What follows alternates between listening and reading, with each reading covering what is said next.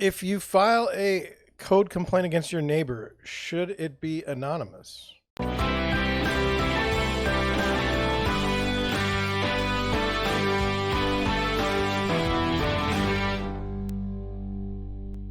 Good afternoon.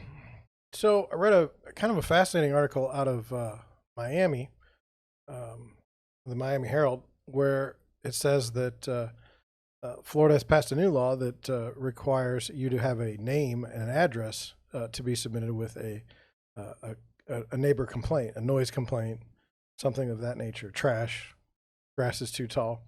Wanted to go over it with you. I don't know. I don't know what I think about it. Maybe you can tell me when you see it. So the headline is Noisy Neighbors. A new Florida law will no longer let you complain anonymously. And I got to thinking about it, and I was like, I didn't realize that you would have to put your name on a complaint. So anyway, it says for years, Floridians have been filing anonymous complaints against their neighbors, whether it be a noisy party, grass that is too tall, tree limbs that are too low, or a leaf blower that is too loud. From now on, though, all complainants will need to tie their name and address to their grievance if they want a code enforcement officer to investigate it as a code violation of a local ordinance. Okay. So if it's a code violation, you're going to have your name and address. It says officers, however, will still have the discretion over investigating anonymous complaints they deem to be an imminent threat to public health, safety, or welfare, or imminent destruction of habitat or sensitive resources. So it sounds like you can make a complaint. It could be anonymous, and they can still investigate it if it's dangerous enough for them to think it is. It says these new code enforcement requirements are part of a law that went into effect July 1st after Governor Ron DeSantis signed it 2 days earlier. The measure was approved by the legislature in April and was sold as a way to stop spending taxpayer money to investigate frivolous complaints by feuding neighbors. It says our code enforcement resources are scarce in many places, and this, I think, will better target and focus complaints on disputes that are legitimate. By putting your name to it? Someone else was quoted in saying, it's going to interfere with the quiet enjoyment of neighborhoods because people may not want to give their name or may not want to give their address because of fear of retaliation. So I can definitely see that. Dario Gonzalez, a code enforcement officer in the village of Key Biscayne, said there's a 50-50 chance that an officer will deem a specific code violation a matter of health and safety based on how a person calls in a complaint and describes the issue. They may call and tell me that their neighbor is making noise after hours, but if they tell me they are working on a 12-story building and they're working on floor number 7 drilling and hammering, well, maybe they hit a column or something. That is the 50-50 chance that I was telling you, and it is up to the discretion of the officer.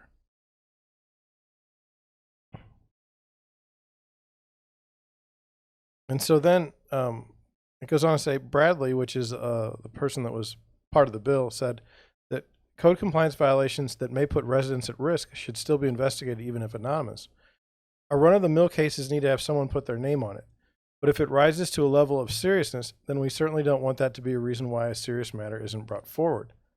Well, who determines what's serious or not? It says a broken fence around a pool, a bunch of debris in an area, or the disposal of hazardous materials into a body of water could all qualify as examples of anonymous complaints that would rise to that level of seriousness. And then a Democrat says that the new law is another example of unwise preemption passed by the Republican-led legislature that limits how local governments decide to best do their jobs. Taking away their judgment and substituting it for a flat-out prohibition does not mean wise policy to me, just as most of these preemptions assume that whoever is making the decision at the state knows better than the people right down on the ground.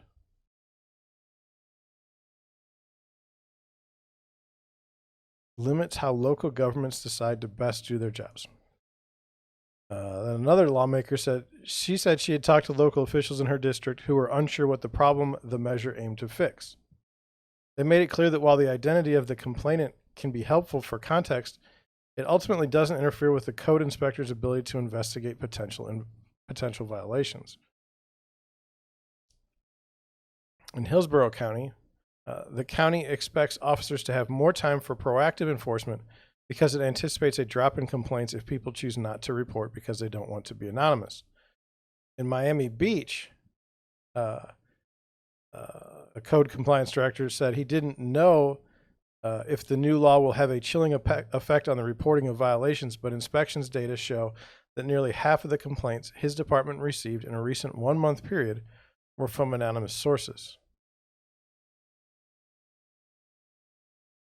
And then down at the bottom it says, I had some stuff set up for the article, but it says, I would conservatively estimate, based on my experience in multiple jurisdictions, that approximately 80% of all code cases are complaint-based, of which the majority were filed anonymously to avoid retribution, said Miami's code compliance director. So there's a lot here. I don't exactly know if I understand the article. So I'm going to go through. So I'm going to go through some things here. Number one, I did get a call from my county one time on a code enforcement violation, and I know one of the neighbors called, and I don't know which one, but it was a silly violation anyway. And my own reaction was just, I just don't trust my neighbors. If I knew who did it, I would likely not go out of my way to help them anymore, but I probably wouldn't seek retribution. It's just, if somebody wants to complain to the county, to me, that's just kind of petty, especially this particular situation, but whatever. I think I know who it is. But that's bad too, because you're not sure. So you might be just after somebody, not know if that's really the person. So getting into the article, it says, my question was, is a neighbor complaint always frivolous? Could action by the state decrease the chance for violence in the future? So say someone's yard is 2 feet high, and there's mice and all kinds of animals crawling through it, and you call the enforcement officer. They determine that it's not worth their time to investigate, and so you get angry and you go and you punch your neighbor who's got the tall grass. If the guy would have just come out, if the officer would have just come out in the first place and wrote a citation or something, clearly a violation of code, maybe that would have prevented violence in the future. So I don't know that every neighbor complaint is always frivolous, as in the article it says. And then my question was, how does adding your name to a complaint make it more legitimate? Now, we've talked about, we've seen swatting. That's bad. But I don't understand. My personal thought would be to not add your name to a complaint, because what difference does it make who makes the complaint? One of the quotes in the article says, it's going to interfere with the quiet enjoyment of our neighborhoods because people will feel retaliation. But that assumes that the neighborhood was quiet and no complaint was filed in the first place. Right? You're not having peaceful enjoyment in your neighborhood when you're filing a complaint.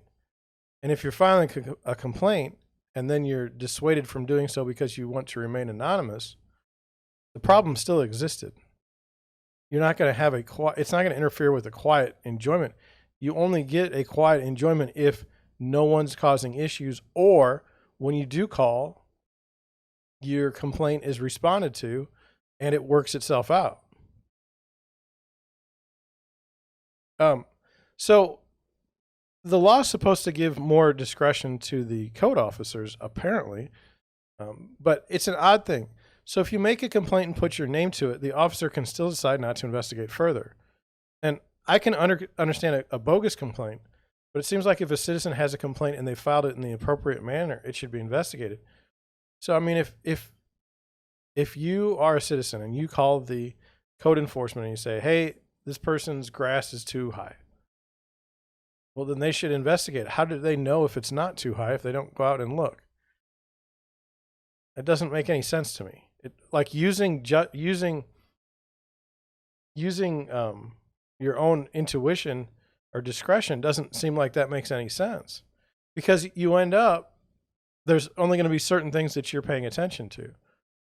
And what may seem like minor to an officer might be like a major thing for somebody in a neighborhood that's dealing with it every day. After all, you live in the neighborhood, not the officer. And so then that got me to thinking, so if something serious is happening, would you now want to call the police and not code enforcement? Because if you already know code enforcement isn't going to do anything, and you think it's serious, shouldn't you call the police?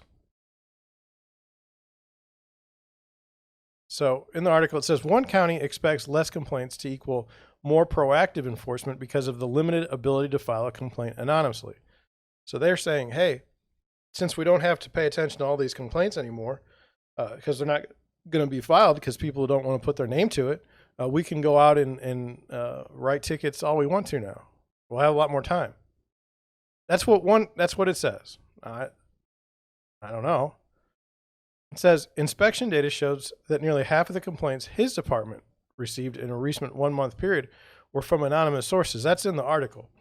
But that doesn't tell us much, because if no one asked for a name in the office, there would be an anonymous source regardless. So it's all in how you took the complaint. I mean, do they ask would you like to remain anonymous? And then if they say yes, then they say, well, we can't file your complaint. And then, this doesn't make a lot of sense to me. And then in another county, it says the majority of code investigations are proactive as opposed to complaint driven. So the law is really not going to change what we've been doing. This woman estimated that about 10 to 15% of investigations stem from a complaint. So, Florida's a big state. There's lots of people. There's lots of different communities. One community says, this is going to be terrible. Another community says it's not going to be a big issue now because we are already more proactive than we are in responding to complaints, because there just aren't that many of them. And then apparently it's different in Miami.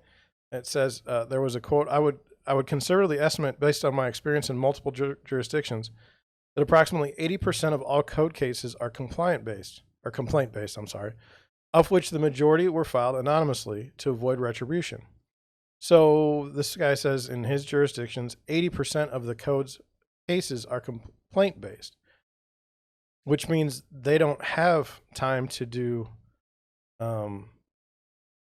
proactive enforcement. So it's the opposite of the other community. I don't know. What do you think?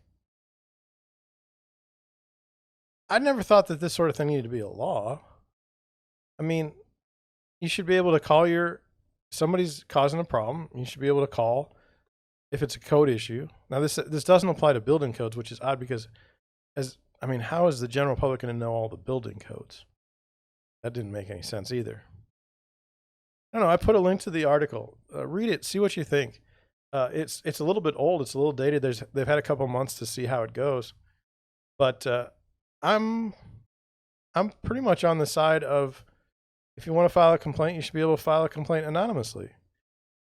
I mean, if it's harassment, now that's a different. You should. Is it possible to take a name and an address, but then not disclose that name and address to the offending party when you're out there? So that way they wouldn't know. It'd be anonymous still, but at the same time you'd have a record. So, if somebody kept calling for ridiculous things, after a while you say, look, stop calling. This is ridiculous. That would be discretion. I don't know. What do you think? I thought it was interesting. Drop me an email, send me a comment, whatever you'd like to do. Thank you for watching. Thank you for listening, and I'll catch you on the next one.